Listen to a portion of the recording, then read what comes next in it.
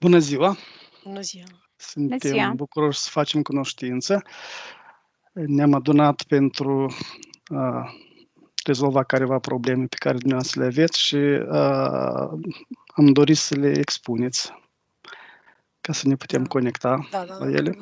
Probleme cu somnul. De mai mulți ani, dar în ultima perioadă am mai mult de două ore nu dorm. Nu reușesc să dorm. Mă trezesc la 3 ore, mă duc la baie și nu mai adorm. Și uneori adorm greu. Și alea... Ne puteți spune cum s-a început această insomnie? Păi nu știu, de când copilul are a fost o perioadă când am avut de lucrat pentru doctorat, atunci am avut încă insomnie, pe care mi-am revenit când copilul avea vreo 3 ani, au început iarăși. Dar atunci era mai bine. Acum are 11, deci acum... Vreau să zic că a fost câteva perioade când s-a acutizat, da? Da. Da, vă puteți aminte? Da, vă rog. Nu, anul trecut, vara trecută și vara asta a fost foarte, foarte greu. Este foarte important inițial. Prima dată când s-a întâmplat insomnia, din cauza ce emoții ați avut? Ceva stresuri? Am avut un examen, știu că n-am putut, eram în clasa 8-a, deci la 14 ani și atunci n-am prea putut adormi de la un examen. Retrăiri, da, emoții de frici de a nu da examenul, da? Da, de a nu greși la examen, de a ști. Pe urmă a mai fost o perioadă, pe la vreo 16 ani, când era acasă ceva tensiune cu fratele meu. Cum se numește fratele noastră? Florin. Trebuie să se căsătorească, era tensiune, mama supărată, așa. Nu vă supărați dacă vă întreb ceva despre copilărie.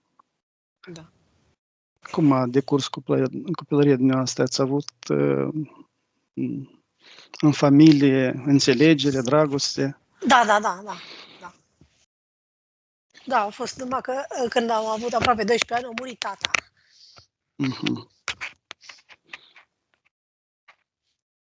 Da, și a fost bine.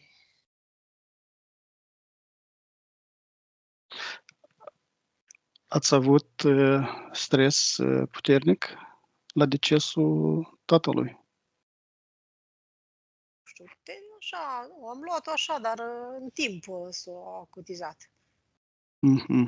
Că a fost un incendiu în casă, a trebuit renovat, a fost așa. Era bunica, deci mama tatălui, bunica de pe tată, trăia săraca, a supraviețuit. Era timpul supărată și avea nevoie de... Nu se descurca singură, să facă cumpărături, să stătea cu noi. Ceva cazuri așa, tot stresante din viață, puteți să vă aduceți aminte? Pe parcurs, știu, copilării, parcursul adolescenței. Nu. Așa, nu, în general plângeam, fratele era mai mare cu 4 ani și mai bătăios, așa, și îi plăcea să mă sâcăie, să mă plângeam din orice. Erau conflicte sau pur și simplu așa, un pic doar din partea lui, o agresivitate? Din partea lui, așa. Adică așa, cum fac băieții, așa un pic... Nu l-am simțit să mă protejeze, așa, să-și arate superioritatea. El poate, eu nu pot, așa. Ce ne mai puteți spune? Nu știu, ce... Ați avut, vreau să zic, câteva etape care s-au declanșat insomnia, dar în ultimul timp, de ce îl legați? Nu știu, și după menopauză. Menopauză, da? Da. Aproape constant, așa. O perioade mai bune, am mai luat de asta, am mers la homeopată, mai făcut efectul, dar perioade și de vara asta, care vara trecută și vara asta, greu, deci 2 zile la rând, așa, să nu dorm, să nu... Într-o stare de veche, așa. Și înainte aveam ora 2 când mă trezeam. Mă culcam de ori de vreme, că simțeam oboseală, mai ales iarna. Mă culcam de vreme, 7-8, așa, și până la 2. Cât de cât dormeam, dar acum nu-mi vine să mă culc deloc. Și stau așa într-o stare de veche. Am început să mai iau niște chestii.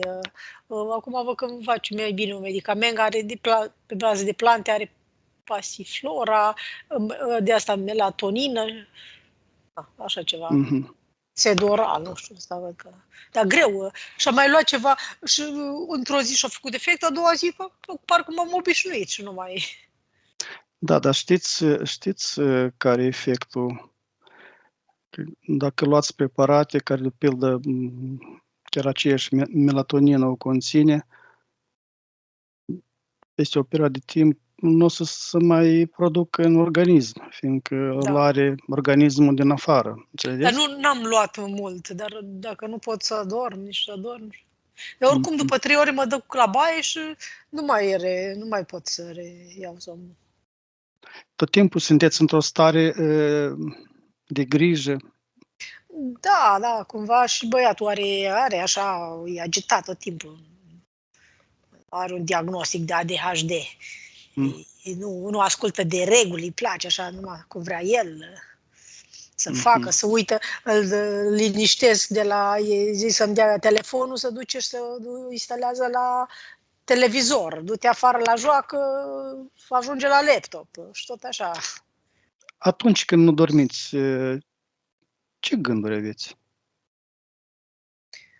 Nu știu ce să zic.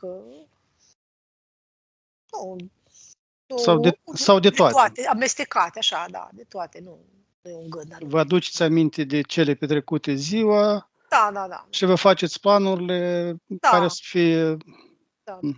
Și parcă așa vă simt o odihnită după 2-3 ore și nu mai vine să dorm. Da, știți, câteodată și organismul, dacă primește, se restabilește în câteva ori, și asta e suficient. Totul depinde de... Da, acum simt. De fiziologie, da, clar. Ați mai încercat vreodată starea de hipnoză? De transă? Hipnoza clasică, așa. Ați avut... Eu am făcut facultatea psihopedagogie și acolo am mai făcut ceva. Ați încercat și s-o primit, da? Ați intrat în transă? Da. Bine. Claudia, ceva întrebări? Nu. Vedem ce apare pe parcurs. Da. Bine, luați o poziție cât mai comodă ca să vă... Da, aș dori să vă văd fața, neapărat fața, ca să pot controla starea. Și dacă trebuie mai... Stați un pic. Să văd ce... Mai înclinați un pic capacul la laptop. Da. Așa, perfect.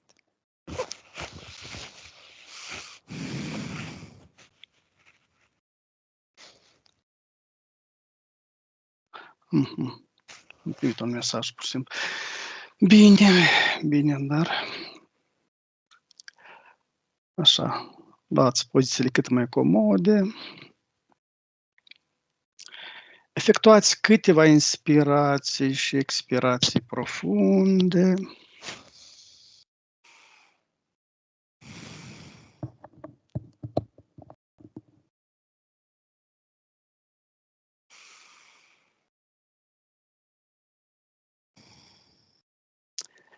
Și relaxați-vă.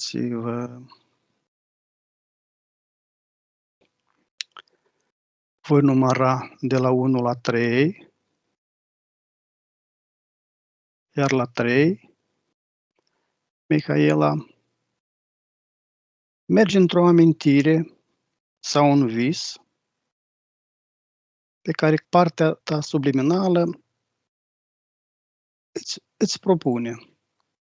1, 2, 3.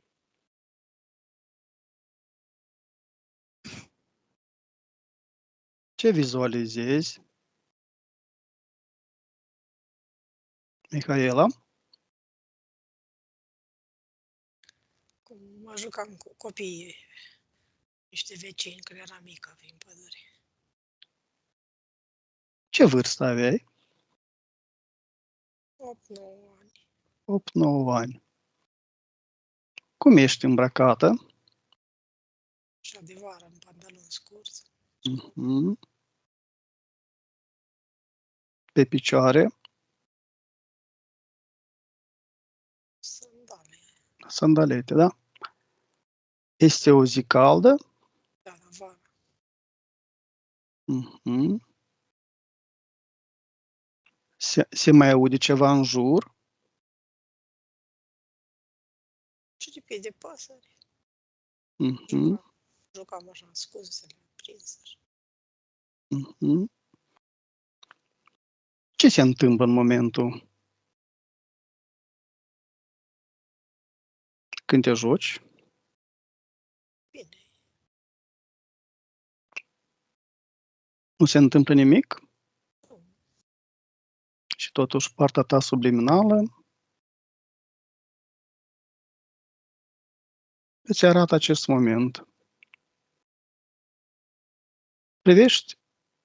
Privește în metafizic ce se întâmplă. Și liniște așa în pădure. Nu este nimeni în jurul, în metafizic. Nu. Avansează un pic în timp și îmi spui ce se petrece mai apoi.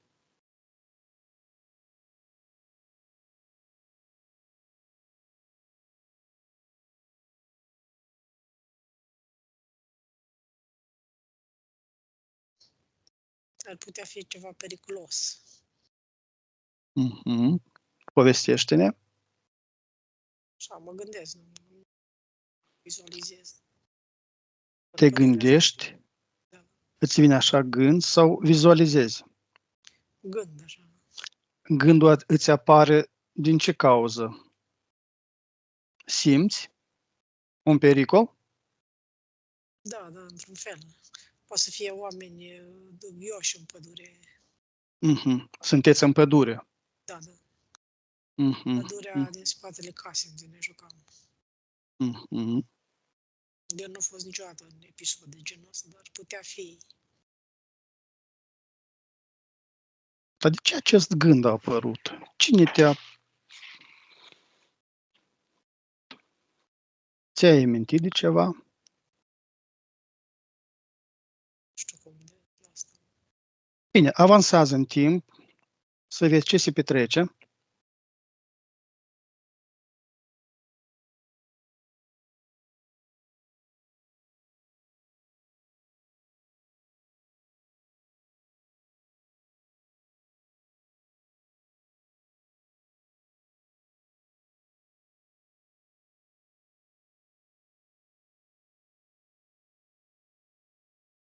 Mihaela, Da.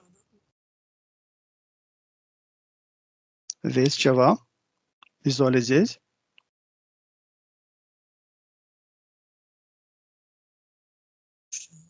Nu prea. Mhm. Mă gândesc așa la tata, cum era când trăia. Mhm. Claudia, conectează-te la această situație. Din ce cauză partea subliminală a Mihaelei i-a arătat aceste momente din copilărie? Când ea s-a dus la momentul ăla, mie mi-apărea mereu imaginea unei femei în vârstă cu, așa cum se prindeau pe vremuri femeile cu baticul sub bărbie, știi, legat. Mhm. Și apărea cumva în spatele ei, parcă era cum să zic, nu neapărat din viața prezentă, parcă mi-arăta mai vedeam și alte chipuri după, ca un soi de linie genealogică, o bunică, o străbunică, plana parcă imaginea asta asupra ei, în momentul ăla de joacă acolo în pădure, iar percepția a fost că în momentul ăla începea să se lipească cumva de Mihaela câmpul ăsta energetic venit dinspre linia genealogică anterioară, știa, familiei, parcă cu anumite încărcături, știi, veneau din urmă, parcă ăla era momentul când începea să ea să pășească în problemele genealogice ale familiei. Este o dezincarnată din Trecutul familiei, dar din arborele genealogic. Exact, din arborele genealogic. Ca o greutate o simțeam când ți-am zis că vedeam imaginea asta, parcă plana asupra copilei Mihaela, deja începea să planeze ca o greutate, ca ceva care începea să o apese la un anumit nivel energetic, ea încă nu era conștient, parcă mult mai târziu a început să se manifeste, știi, forma insomniilor. Acum abia se face conexiunea cu câmpul ăsta energetic al genealogiei. Iar mai devreme, când tu o întrebai pe ea, aveam imaginea ei, a Mihaelei, partea subliminală a ei, dar cu o stare de epuizare incredibilă, parcă eram inundată în câmpul ei, parcă abia reușeam să mă mențin acolo. Și epuizarea asta o vedeam în două puncte.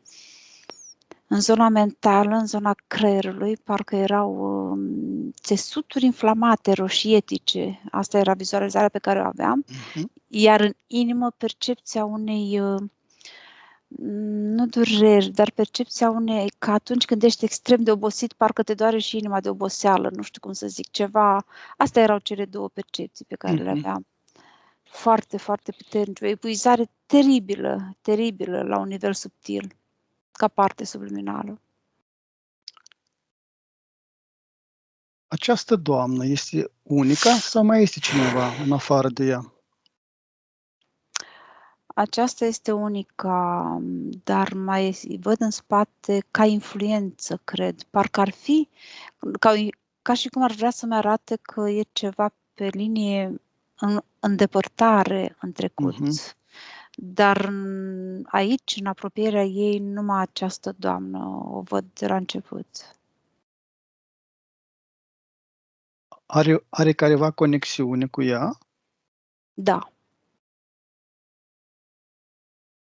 Are conexiune, dar percepția ei este că această conexiune este benefică. Parcă ar încerca să o protejeze, să o apere din alte vieți. Primește ea, da? Așa o consideră ea, da. Iar Mihaela nu e conștientă de asta. Simte doar apăsarea asta și efectele, știi, adică insomnia, dar nu simte prezența acestei femei. Când a avut loc această conexiune? De acolo începe, din momentele de joacă pe care le-a vizualizat și ea. Acolo văd apropierea. Ca și cum ar fi, e acceptată în câmp ca o apropiere familiară, pentru că e din arborele genealogic, din trecut. Mihaela, cine este această doamnă? Era bunica care chiar așa stătea în casă și stătea cu noi. Bunica de pe tată. Cu ea am locuit și ea era... La ce vârstă aveai când s-a stins în viață? 18 ani, cam așa. Păi asta era o vârstă... Ea nu era decedată, nu era ea. Nu era decedată, nu. Altcineva, nu știu. Bine. Dar așa, eu o lăsam în casă, ea nu prea mergea, nu prea ieșea, greu mergea. Era îngrijorată ce facem noi și mi-a așteptat tot timpul. Da, oricum nu era bunica, era altcineva. Nu știu ce. Claudia, te poți conecta cu ea? Sau întrebi cine este ea? Da, asta era și percepția mea, era cineva din arbore dinainte, nu era de aici în viața prezentă care trăia în momentul respectiv. Cineva mai vechi, o străbunică, altcineva, deci din linia trecută. Pe linia tatălui ei? Da. Da, pe Mhm. linia tatălui. Tatăl ei era decedat atunci, da? Nu. Nu era. Era bolnav? Nu. Nu era sănătos. Din ce Era cauză? serviciu. De ce cauză ea nu este în sferele ei? Ce o leagă pe ea? Nu are legătură, ca și cum s-a făcut transferul ăsta direct de la străbunica respectivă la ea. Nu văd o legătură directă cu cei care erau în viață în momentul respectiv. Ca un, să-i spunem, înger protector, protectiv, direct la această strănepoată. Am o percepție de o sincronicitate pe aceeași linie de îngrijorare, de insomnie la bătrâna respectivă. Parcă a găsit semințele potrivite să fie înțeleasă, da? Să fie înțeleasă, să fie acceptată aici, în același timp având sentimentul că o protejează pe această strănepoată. O conexiune în timp, peste timp, să zic, peste timp și loc. Cum se numește această? Agapia sau Aglaia, așa îmi vine. Agapia sau Aglaia, una din ele. Agapia. Mai mult mi apare. Bunica avea o sora nu știu cum zice, Reta. Dar era atunci în viață. Nu, era dezincarnată. Nu. Anica. Bine. Mama bunicii era Anica. Aici vezi că e alt. Îmi permit să vorbesc cu ea? Da, sigur. Doamna Agapia? Da. Vă salut.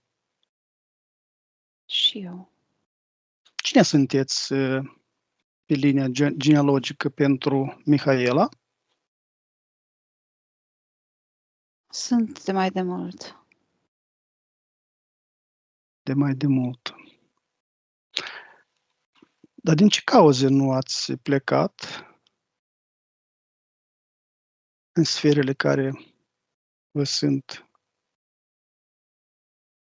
Nu știu cum. Nu știu cum. Și ea m-a primit. Îmi permite să o protejez. Să-i fiu alături. Din cauza conexiunii cu dumneavoastră, ea are probleme de sănătate. Nu din cauza mea. Și eu le-am avut. Din viața grea. E viața dificilă. Putem să vă ajutăm pentru a pleca? Nu am nevoie de ajutor. Nu aveți nevoie de ajutor? Nu. Așa să cotiți? Eu plec, eu vin, eu sunt în apropiere ei când are nevoie, când nu doarme, eu îi țin companie, chiar dacă ea nu-și dă seama. Da, dar ea este în pierdere de energie. Dați să vă deschidem un portal cu vibrații prielnice pentru dumneavoastră, să încercați. O să vă placă acolo? Doriți? Nu cred. Unde să mă duc? Într-un loc străin pe care nu-l cunosc? Nu-i străin, e locul dumneavoastră, cel mai prielnic, care poate fi undeva. Este doar locul dumneavoastră, cel mai prielnic. Vreți să încercați? De câteva momente să vă aflați acolo? Hai să văd. Claudia, deconectează-te. La tăi deschide un portal cu vibrațiile prielnice pentru ea. 1, 2, 3. Încearcă să intre. Ca și cum s-ar fi prins cu mâinile laterale să nu fie atrasă, aspirată prea mult în interior. Se uită, dar s-a prins cu mâinile așa. Să încerce, să se ție doar cu o mână, să încerce.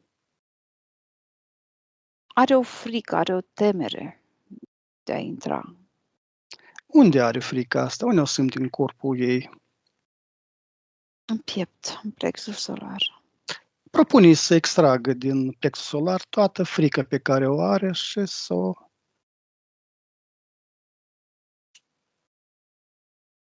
depene într-un ghem.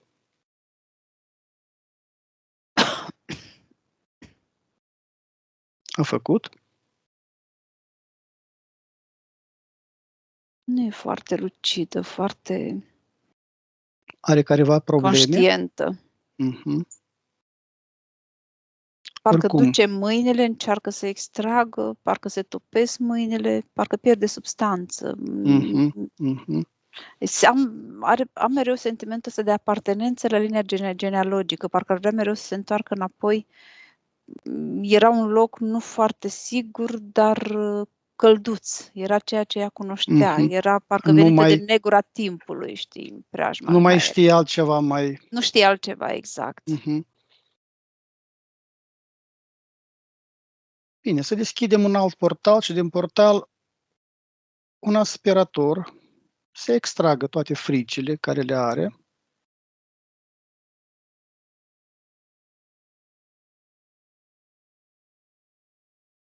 Extrage? Da. Extrag. Starea ei se ameliorează.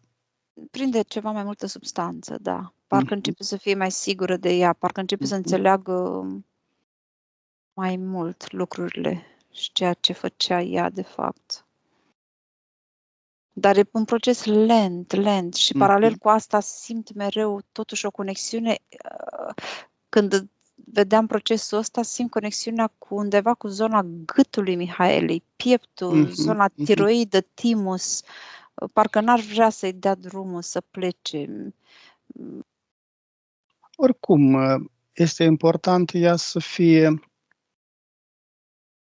încrezută că face un pas în portal pentru a se simți acolo altfel, a simți vibrațiile prielnice pentru ea.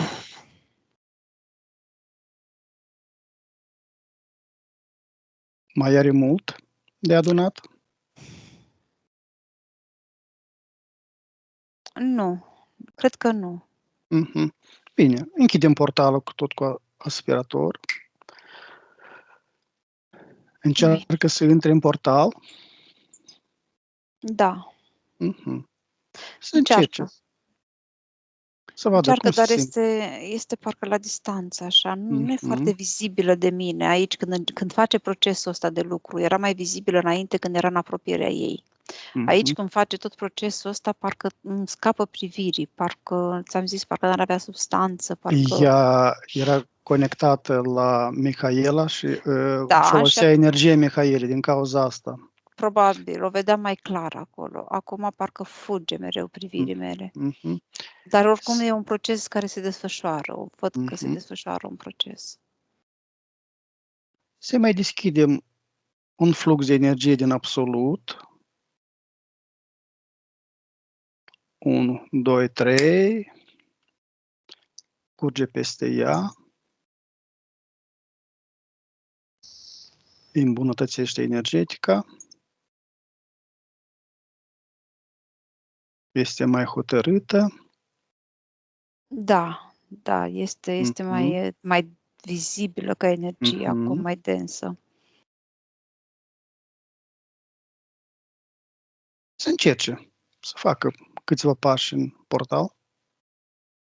Face, nu foarte sigur pe ei, dar îi face.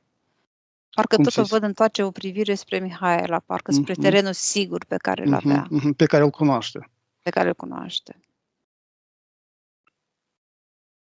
Se simte calmă, se parcă simte calm. începe să fie calmă, doar că nesigură încă pe ea. Oricum, energetica portalului este mult mai prielnică decât energetica Mihaele, să fie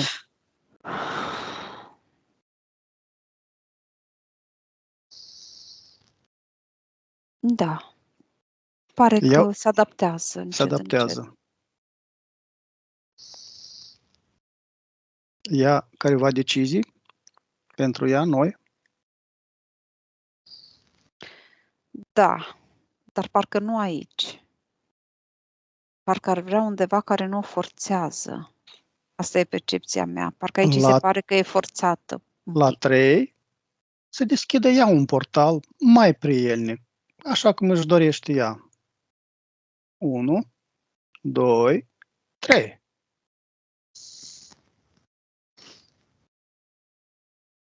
Da, am percepția că stă parcă aproape întinsă. Avea nevoie de o perioadă de conștientizare a faptului că nu mai are un corp fizic și nu l-a avut încă din copilăria Mihaelei, că era cumva dintr-o altă etapă, cu totul veche, anterioară. Abia acum începe să conștientizeze lucrul ăsta, că de fapt ea nu avea corp și o îngreuna pe ea, îi îngreuna evoluția materială în corp. Vrea să rămână în portalul pe care l-a deschis ea? Da, aici vrea. Să-și trăiască Existența, exact etapa asta de etapa acceptare. nouă. Da. Bine, să și rămas bun. Să dea din mână Mihaele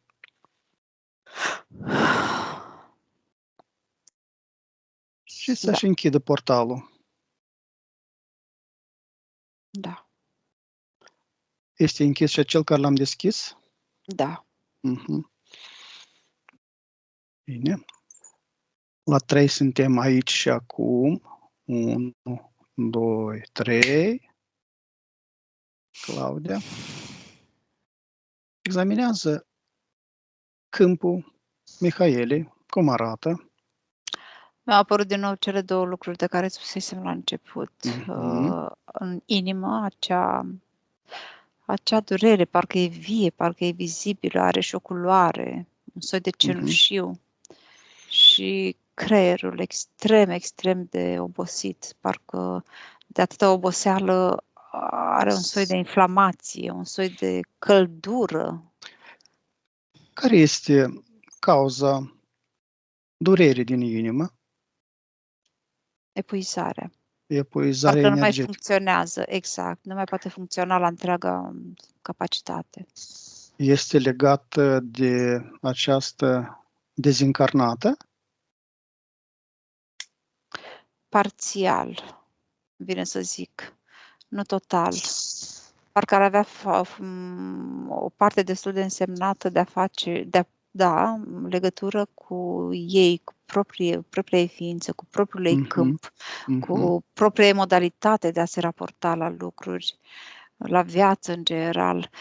Am o percepție și o imagine cu ea, parcă ar fi nu abătută neapărat, ci sătulă. Parcă, dar am senzația că este o stare, parcă ar fi mai multe care alternează în ele, dar acum asta mi-a păruse. Cumva de abătută. Și durerile de la cap sunt tot din aceleași... Da. Da. În aceleași cauze. Are careva programe? Da. Care programe care le are din pomul genealogic? Da. Limitative. Mi-apar ca niște scoadre, ca niște tipare mici, care parcă interferează între ele, unele cu altele, în corpul mental. Și de aici creează neplăceri,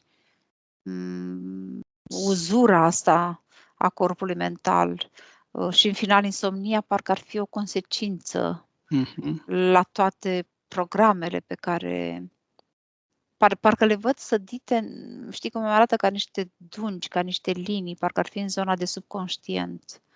Nu într-o zonă de foarte conștient, parcă ar rula. Văd o mișcare foarte vie, vivace, activă acolo în subconștient. Parcă nu se pot, nu numai nu se pot anula, dar nu se pot măcar încetini ca ritm de rulare. Asta e percepția a ceea ce văd. Mihaela?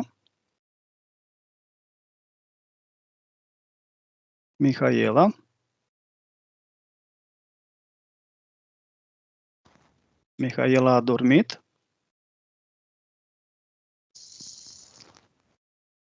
Bine, o lăsăm. Întreabă partea subliminală a Mihaele dacă are nevoie de aceste programe care îi aduc doar neliniște, insomnie, griji. Acum o simt un pic, ți-am zis, percepusem la început o stare extremă de oboseală. Acum că a dormit, îmi vine să-ți spun că e mai bine. Pentru că în momentul în care ea nu răspundea, mie mi-apărea în fața ochilor imaginea ei un pic mai vivace, un pic mai activă, știi? Parcă lucram înainte mă refer, când îți spuneam că văd, cu cineva care parcă doar parțial venea în fragmente foarte mici spre mine, apoi iar aveam o perioadă de blackout, știi? Parcă leșina. Atât era de puternică uzura aia care simțeam. Nu că adormea, leșina de oboseală. Apoi iar o percepeam un pic, iarăși o pierdeam. Acum când tu ai spus că nu răspunde, dintr-o dată a început să se înfățișeze în fața mea energetic, exact, un pic S-a liniștit mai fizicul. Și partea ei subliminală a început să poată participa, să se apropie de noi. Întreabă partea ei subliminală dacă are nevoie de așa programe care îi aduc doar disconfort. E chiar vivace acum, parcă mi-a răspuns imediat.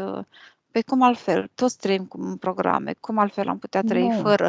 Și mi-arată și mâna și o duce la gât și mi-arată și aici am un disconfort, am o neplăcere, parcă se ține cu mâna, parcă ar strânge ceva de gât. Mi-arată ceva cu exprimarea, cu modul de a te exprima. Dar în același timp ține la părerea ei, știi? Așa cum mi-a zis. Claudia, propune Mihaele, îi deschidem Mihaele un portal experimental de frecvență înaltă, unde îi propunem să experimenteze fără de aceste programe. Fără de aceste programe. Este de acord? Nu pot fără niciun program. Mi-a răspuns ea, parcă m-a canalizat. Păi noi nu le ștergem. Ea experimentează fără aceste programe. Să vadă ce se poate întâmpla fără de programe. Nu este curioasă? Parcă ar spune, nu știu ce vreți voi acolo, dar astea oferă protecție, oferă siguranță, oferă un confort psihic programele astea. Știi, asta îmi tot explică. Păi, Mihaela, este totul sub controlul tău. Tu experimentezi. Atâtea... Ia câte o programă.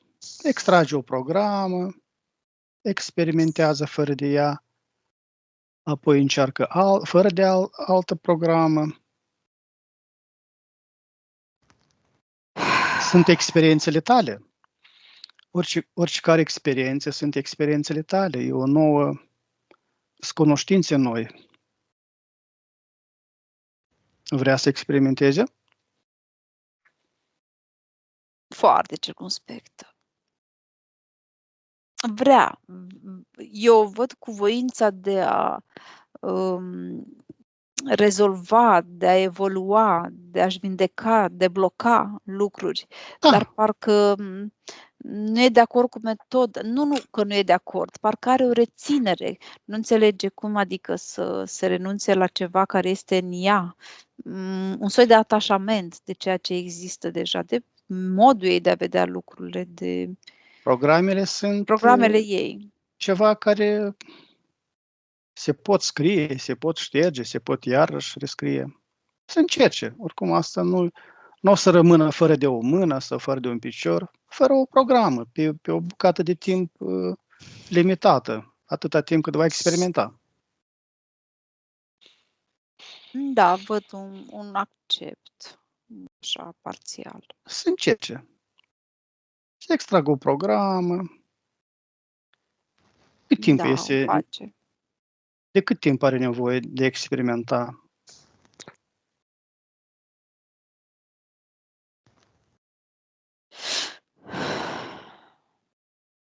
Am văzut un 10. Nu știu ce vrea să zic asta. Bine.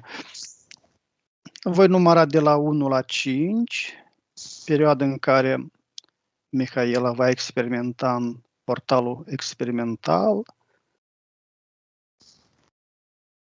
fără de programe, să vadă cum este de a trăi fără de programe. Fără de programe negative din pomul genealogic. 1, 2,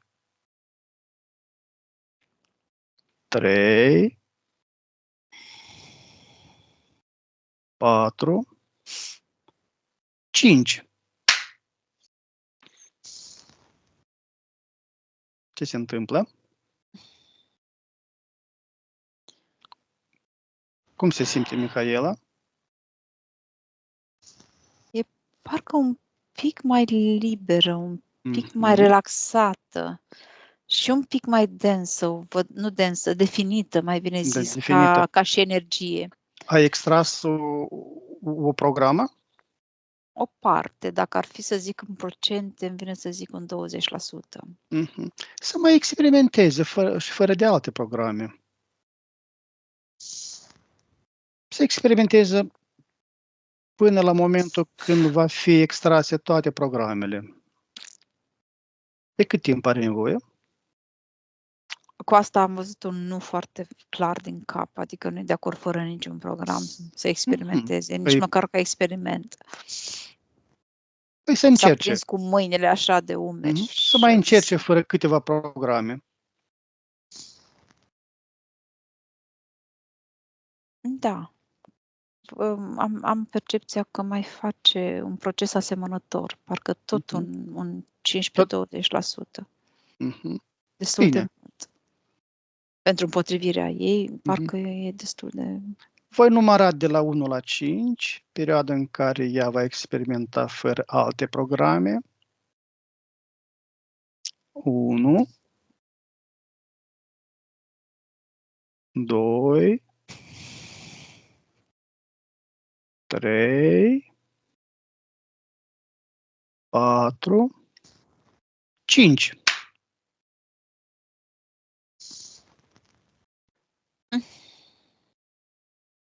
Claudia, te simți bine? Da. Eu simțeam pe ea, parcă era... Și-a schimbat un pic atitudinea față de careva programe? Parcă ar fi mai trează acum. Trează în toate sensurile. Privește în jur altfel, e mai curioasă să vadă lucrurile, să înțeleagă, să perceapă lucrurile într-un mod diferit. Parcă se uită cu alți ochi, pur și simplu, acum, la lumea din jur, în general. Încearcă să mai experimenteze și fără de alte programe?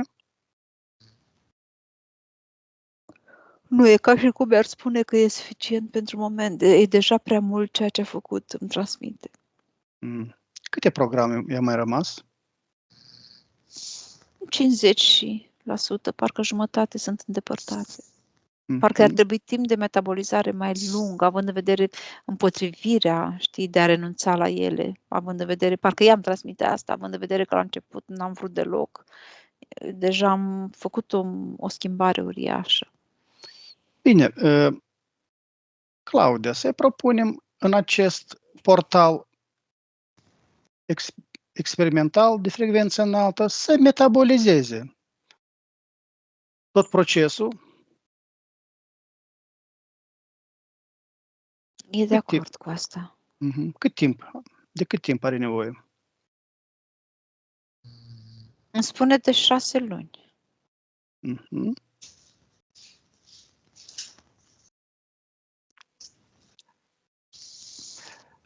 Voi număra de la 1 la 5 și în acest portal experimental va metaboliza timp de jumătate de an fără de aceste programe.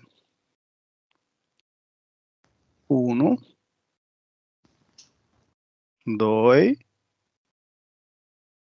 3,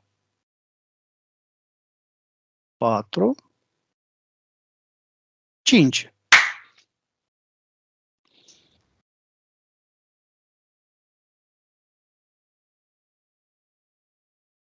S-a întâmplat ceva cu ea? Da, Careva schimbări? da, o văd în picioare acum.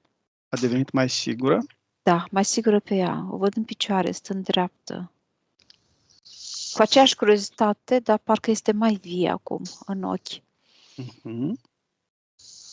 Și stăpână pe ea în același timp și cu o deschidere, parcă aș vedea variante, opțiuni, știi, la anumite judecăți, să zic, de ale ei, gânduri, rațiuni, parcă văd că își oferă variante mai multe, este mai deschisă spre noutate, spre varietate. Vrea să mai experimenteze fără de alte programe? Percepția că da, pentru că o văd deja deschisă. Începe să-i placă ceea ce vede la ea acum. Și am o percepție că e deschisă, parcă s-a întors cu privirea spre noi. Deschisă acum. Nu mai spune nu. Și cred că da, cred că vrea mai mult.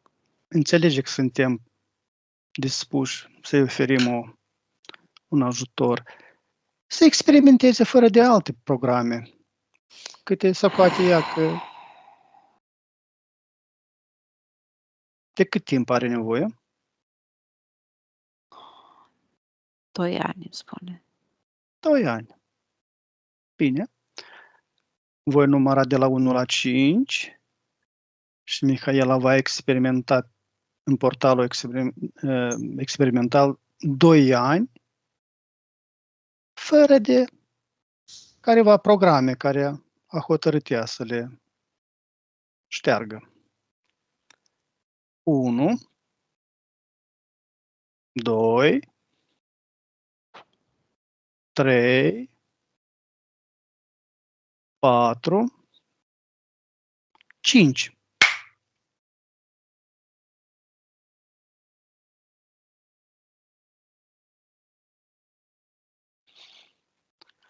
Cum arată Mihaela? Îmi vine să zic că e maximul din ceea ce ar putea duce ca dezvoltare în momentul de față. Percepția mea acum nu mai era atât de volubilă cum era mai înainte, parcă acum este mai interiorizată un pic, mai conștientă, parcă a integrat, știi, toate informațiile și le sunt la un alt nivel. Orientată cumva spre sine o văd mai mult acum, spre trăirile proprii, spre a evolua ea în interiorul ei. Este dispusă să experimenteze acum fără nicio programă indusă din arborile genealogic. Da, da, spune că da. De cât timp are nevoie pentru aceste experimente? 4 luni.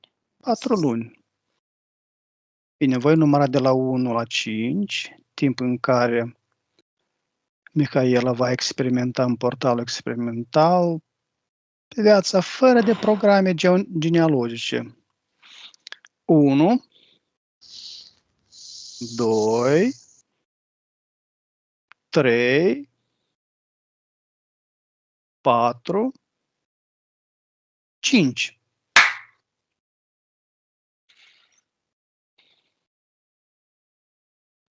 Cum se simte?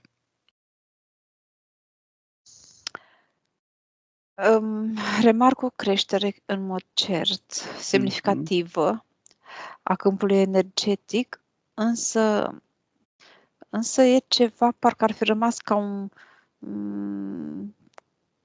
o consecință, ca o urmă, când în momentul în care finalizai numărătoarea, vedeam ca o venă care pulsează undeva în zona stângă, în interiorul capului. Aceea era parcă ruperea, știi, de arbore genealogic, ultima rupere. Asta era vizualizarea pe care o aveam. Parcă are un soi de mică durere acolo și în gât, parcă prin astea două puncte fuseseră conexiunile puternice.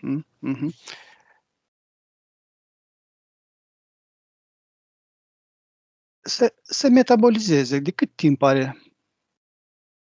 De ce perioadă are nevoie să metabolizeze viața fără de programe genealogice? Vrea să o metabolizeze în ritmul ei, nu mai vrea grăbită. Bine, foarte bine. Parcă ar fi făcut deja mult mai mult decât ar fi fost pregătită să facă în momentul ăsta. Este de acord să experiența pe care a acumulat-o în acest portal experimental să o păstreze pentru ea pe linia asta temporală. Bine. A 3 să intre în vigoare toate experiențele pe care le-a experimentat. 1, 2, 3. Se închidă portalul experimental al ei. Spune-mi acum cum arată câmpul Mihaelei. În lucru. Deci cu condițiile mult schimbate în bine, mult schimbate. Este mai definit, este mai amplu, este în armonie, corpurile între ele. Încep un proces de ăsta de schimburi, știi, de la unul la altul, de informații, de biți de informație, dar e un proces care va necesita timp, adică deja ceea ce a făcut e mult, având în vedere de la ce plecase, de la starea de uzură fantastică, de oboseala aia extremă. 100 de programe sunt foarte multe. Pentru a le conștientiza,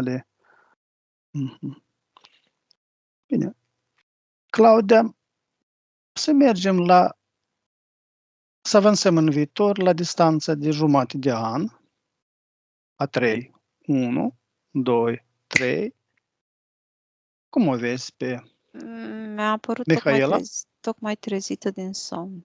O văd în șezut, parcă, tocmai s-a trezit. Și am un aspect al feței ei odihnit. Se privește pe fereastră și e odihnită. E zâmbitoare, e bine dispusă, e plină de energie dimineața. Asta a fost imaginea care mi-a apărut. Cred că n-am balansat de la insomnie n-am făcut o somnoroasă, da? Nu. Bine. Întoarcem aici și acum la 3, 1, 2, 3. Aruncă o privire asupra câmpului Mihaelei. Mai vezi acele conexiuni la inimă? Nu mai sunt, dar sunt în refacere. Nu văd ca și cum ar fi totul perfect acolo, dar sunt în refacere. Văd acele irizații, acele inflamații din corpul mental încep să se retragă și zona aia dureroasă de oboseală începe parcă să umple de energie vitală, știi, datorită echilibrării dintre toate corpurile. Începe să fie, parcă era un gol acolo care începe să se umple acum de la sine. Cât va dura perioada de metabolizare? Am percepția unui timp mai îndelungat, va fi treptat, însă totuși va vedea rezultate deja palpabile în primele 6 luni. Asta e ceea ce mi-a venit ca percepție. Va vedea rezultate încă din primele luni.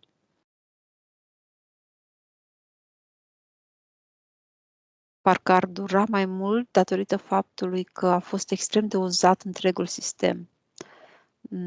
La nivelul ăla de uzură atât de puternică, cere timp acum, refacerea tuturor circuitelor energetice și apoi fizice, legătura. O adaptare nouă, da?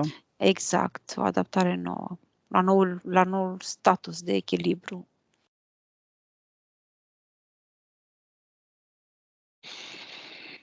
Claudia, întreabă pe Mihaela, mai putem face ceva pentru ea în această sesiune? O văd veselă acum, zâmbitoare, a întors privirea spre noi și ne arată, cred că e băiatul, pentru că văd un băiețel și un ecran. Da, mi-a venit și mie, înainte de a spune, cum vezi relația Mihaele cu ficiorul? Relația, mai ales la nivelul la care ne raportăm acum, la noile condiții ale ei, o văd mult îmbunătățită. Parcă e mult mai multă armonie față de cum era. Însă, din punctul ei de vedere, uitându-mă spre el, am percepția că este rupt. Cum să zic, destul de mult din câmpul mamei, a părinților. Îl văd mereu orientat spre bula aia a energiei online, spre ecranul pe care îl văd în fața lui, în fața ochilor. Parcă încearcă să se rupă și mai mult. Încearcă să fie cât mai autonom, cât mai exact, dar nu e un mod optim de a face asta la vârsta lui. El asta încearcă cumva ca să fie lăsat în pace, știi, de părinți, dar îl văd rupt și nu numai de părinți, dar din câmpul general, adică un astfel de mod de trai, dacă e condus într-o perioadă prea lungă de timp, îi va aduce daune energetice, în mod cert. Pentru că îl văd ca o bulă, știi? Parcă ar fi o bulă separată de întreg. În jurul lui roiește energia, roiesc biții, știi, de energie care l-ar putea hrăni, dar el se rupe, încearcă mereu să se rupe, să se izoleze, să trăiască într-o bulă creată de el, care este finită, din păcate. Nu e cu alimentare infinită. Ce ar trebui să facă Mihaela pentru el? Să-l lese un pic, menține distanța? Să-și mențină propria ei armonie, propria ei, parcă văd la nivel energetic, e foarte important, ea să-și mențină starea obținută acum. Parcă în modul ăsta influențează pe el, prin propriul ei echilibru, dar am și în momentul în care spuneam asta, aveam și vizualizarea unei mâini, ca și cum ar trebui să impună limite în timpul în care el stă și petrece timp pe device-urile online. Vedeam o mână care închide. Asta era vizualizarea mea. Parcă ea ar trebui, dar ca să facă asta, ea avea nevoie de propriul ei echilibru pentru a putea să se impună în fața lui. Acum va putea să o facă, va putea să... Da. Va simți și el schimbările care le va avea în timp mama, da? Echilibrul ei, va simți că e de bun augur să se supună noilor limite, știi, cadrului nou pe care el va seta în familie. Da. Întreabă pe Mihaela. Mai putem face ceva pentru ea la sesiunea asta? Nu, cred că nu. O văd zâmbitoare, este cu mult diferită acum față de cum era. Zâmbitoare, deschisă spre noi, mult mai volubilă, mult mai deschisă parcă și de a vorbi, față de cum o vedeam la început, extrem de... Nu putea articula propriu-zis cuvinte din cauza stării de uzură pe care o avea. Acum o văd foarte deschisă, dar nu transpare că ar mai vrea altceva, ci doar starea asta de bună dispoziție ne arată plin. Oricum ne poate accesa peste perioada care și cu alte probleme dacă va apare. Da. Bine.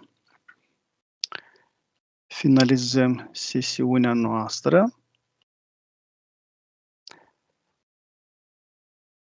rupem toate legăturile, conexiunile de la toți, de la toate energiile și entitățile cu care am contactat. Ne curățim de toate rezidurile energetice străine din această sesiune. Ne ștergem toate urmele și amprentele energetice peste tot. Ne ridicăm nivelele energetice și vibrațiile până la maxima posibilă. Și la 3 te întorci aici și acum. 1. Partea subliminală revine la corpul fizic, aducând energie, forță, potențial. Te simți liberă, împlinită, energică și fericită. 2. Corpul fizic e mai tânăr, mai sănătos, mai dinamic. 3. Ești aici și acum.